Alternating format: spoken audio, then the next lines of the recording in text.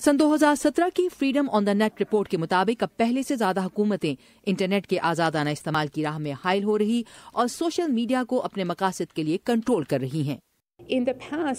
माजी में महसूस होता था कि ज्यादातर हुकूमतें गिरफ्तारियों, ताज़ीरी कवानीन, बंदिशों और सेंसरशिप पर इन्हिसार करती थीं, लेकिन लगता है कि इन्हें ये एहसास हुआ है कि ये तरीके अब नाकाफी हैं और अब वो खुद अपना पैगाम पहुंचाने के लिए इंटरनेट को इस्तेमाल कर रहे हैं और अक्सर औकात ये पैगाम गलत मालूमात पर मबनी होता है।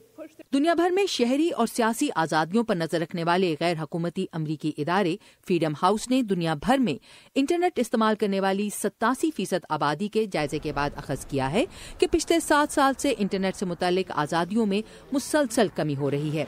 चीन इन आजादियों को सलब करने में सबसे ऊपर है, जबकि रिपोर्ट में पाकिस्तान मुसलसल छठे साल उन ममालिक की फहरिस्त में शामिल है जो इंटरनेट के इस्तेमाल के हवाले से आजाद नहीं।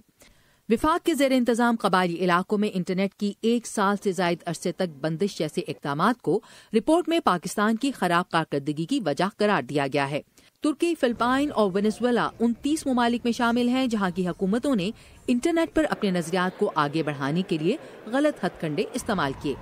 माहिरीन के मुताबिक ऐसे इक़दामात से जमहूरियत मुतासिर होती है।